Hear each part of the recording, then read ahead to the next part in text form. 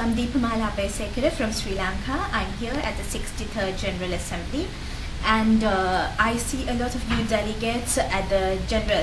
third committee to the General Assembly. They're giving statements in the General Assembly, and actually I first came to know about the youth delegates when I was interning at the United Nations headquarters at the focal point on youth. So it was then that the youth unit told me that the youth from different countries can participate in the General Assembly and also the CSOD, and they can be delegates to such important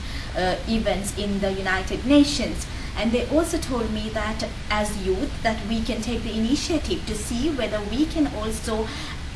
launch a process where a youth delegate can be selected from the country, and Sri Lanka can be represented. What I saw in the youth delegates this time was that when it comes to like developing countries, the representation was not that great. Sri Lanka still doesn't have a youth delegate, India doesn't have youth delegate, and we also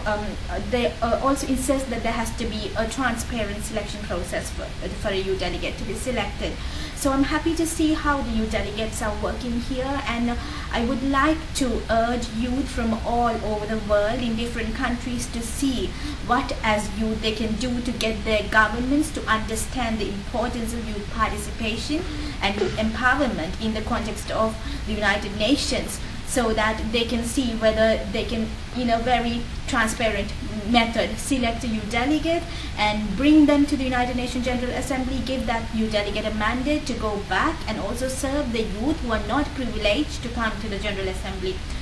Because I think United Nations definitely empowers youth. It is a mechanism that has different institutions, different mandates and different agencies, which tells the youth that they're not alone with their problems, they're not isolated, that there's a mechanism, there's a network that looks into these social and development and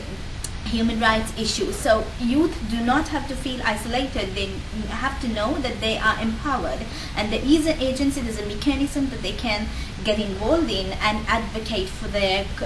causes. And also what youth can bring to the United Nations is, I think, that passion that is so involved in the youth, because youth is like, they're very different from the adults, I would say, who is cynical about the system, who knows what the bureaucracy is like, and who have seen the power politics in play, and who are sometimes depressed because they cannot get the ideals achieved. But youth, maybe they are not that cynical, and they have so much motivation and so much passion. So it is this energy and the passion and the vision that the United Nations need at crucial stages like this, especially the food crisis, the financial crisis, and maybe that young spirit and the brilliance of the youth can illuminate some aspects of the mechanism, which is of course political. So of course it can be both a two-way situation where the energy of the youth can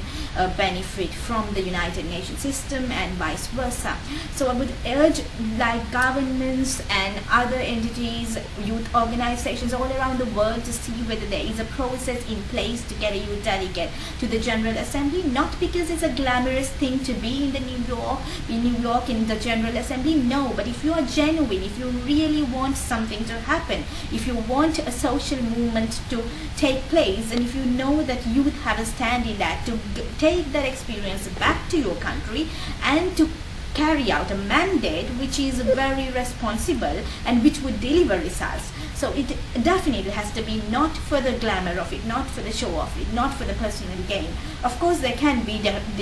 all of those things in the process, but it has to be a very genuine cause that champion the causes of the youth, and especially I would ask the developing countries, because a